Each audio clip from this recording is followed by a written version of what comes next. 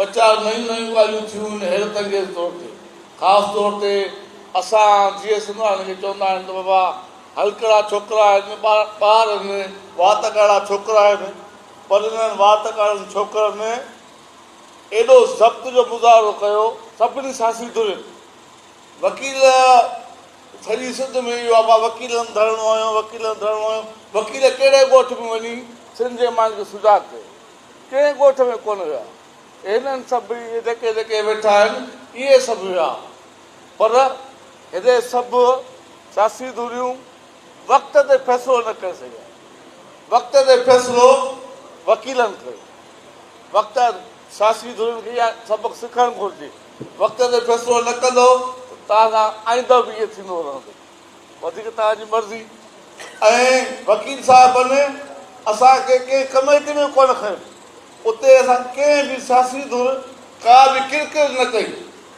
रहिया उते पिया, बिस्तरा उते, सुम्हण बि उते, पर का बि किरकिर न कयूं, को मुतालबो न कयूं वकीलनि खे सां असांखे को कमेटी बि खणूं।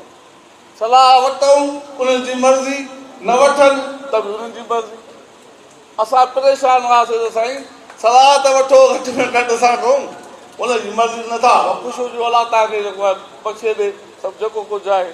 बहरहाल असां सम्झूं था इहो सभिनी धुरियुनि, ख़ासि तौर ते जेके धुरियूं दरिया जे मसइले ते जदोजहद कनि पियूं, उन्हनि तमामु वॾे ज़ब्त जो मुज़ाहिरो कयो ऐं सभु जो सभु सियासी धुरियुनि उन ते तमामु घणो जेको आहे त उन में पंहिंजो भरपूर किरदारु अदा कयो।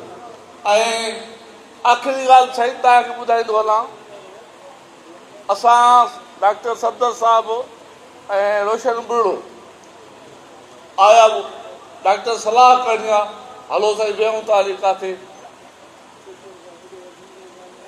इहा आचर जो ॾींहुं हो, सलाह करणी आहे, हलो साईं विहूं था। सियासी धुरियुनि खे छा करणु घुरिजे?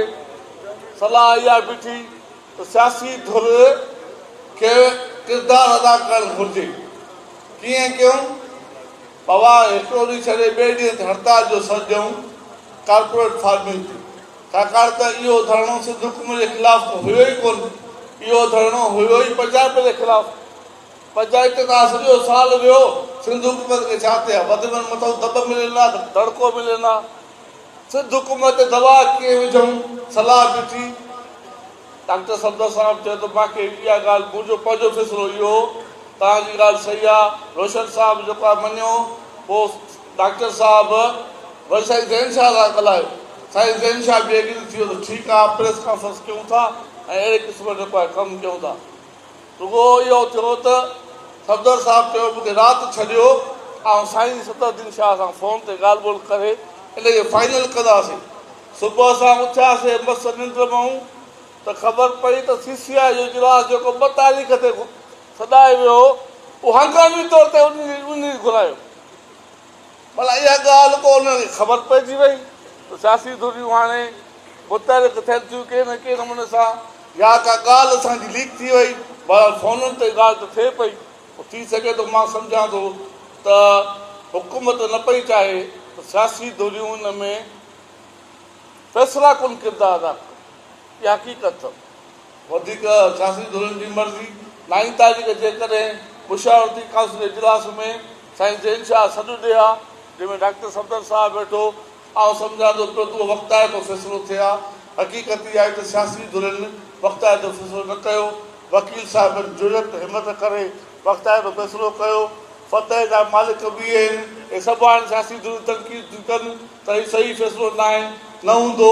फतह शिकस्त जा मालिक वकील आहिनि, असां रुॻो मददगार हुयासीं। हिकिड़ी ॻाल्हि इहा। ॿी ॻाल्हि इहो तइ थी वियो आहे साईं, सिंध में इहा ॻाल्हि तइ थी वई आहे त सिंध पंजाब खां सवाइ ज़िंदा रही सघे थो, पर पंजाब सिंध खां सवाइ ज़िंदा नथो रही सघे।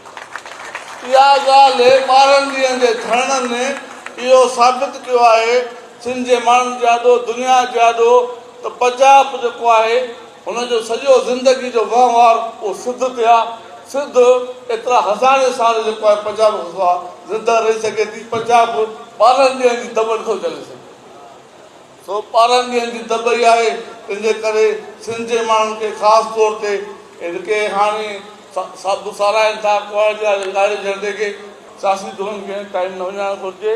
डॉक्टर सफदर साहिबु साईं तव्हां मीटिंग घुराए, ख़बर न आहे तव्हांजी जलसनि खां जलसा भली सुठी ॻाल्हि आहे। हाणे सिधो गरम थी वई अथव, हाणे वरी तव्हां रोड कछण शुरू कंदव, वकील वरी को न को फ़ैसिलो करे वरी अची वेही रहंदव। तंहिंजे करे रोड न कछो, महिरबानी करे को न को असराइतो जेको आहे फ़ैसिलो कयो त सियासी धुरियूं अॻुवाणी कनि, उहा शइ क़ौम जे फ़ाइदे में हूंदी। वकीलनि खे छा आहे, हुनजो न कोई ॻाल्हि सां वास्तो न वड़ो, पोइ कोर्ट वञनि, फी वठंदा, अलाह अलाह केस में सुम्हिया पिया हूंदा, हुननि खे हिन ॻाल्हि सां आहे ई कोन, उते विड़ी पिया पाण में त भाउ हिकिड़ो चवनि त असां हर सुख में हर हाल में पीर हज़रत रज़ाक साहिब सां मिलूं, हिकु चवनि न मिलंदासीं, हिकु चवनि त इन सां न मिलंदव उथंदासीं न, बाबा उथंदा न, फ़ैसिलो थी वियो आहे, वरी गिरबिड़ थी आहे साईं। बहरहाल सियासी धुरियूं किरदार वक़्त ते असराइतो जेका किरदारु अदा कयो, अवाम खे सुजाग तव्हां कयो। हुकुमरान हाणे सॼी सिंध वञो त वकील साईं, वकील वकील वकील, अलाए केरु वकील, कंहिं ॻोठ में विया ई न आहिनि, पर वकील सॼी सिंध जे नंढे वॾे ॻोठ में हज़ारे हज़ारे जेको आहे माण्हू कागर गजायूं कयूं, पर उन्हनि जो हाणे नालो निशानी कोन्हे वकील वकील, पर हिननि बर्दाश्त कयो आहे, हिननि सियासी धुरियुनि सभिनी बर्दाश्त कयो आहे। फ़ैसिले करण महिल असांखे पुछूं ई कोन, काॾे झंडो काॾो झंडो, हा थो फाटे वकीलनि जो, ईमानदारी पुछूं ई कोन, हे फ़ैसिलो कयूं था तव्हांखे मंज़ूरु आहे, ईअं बि न पुछूं, पर त बि असांजी वकील साहिब आमना सदक न सिंध फतेह हासिल कई आहे, सिंध खे इहो सबक़ु मिलियो आहे, सिंध खे ॼाणी वई आहे, सिंध खे ख़बर पइजी वई आहे त पंजाब असां खां सवाइ जीअरो नथो रही सघे, असां पंजाब खां सवाइ जीअरा रही सघूं था, न फ़क़ति जीअरा रही सघूं था पर ख़ुशहाल बि थी सघूं था।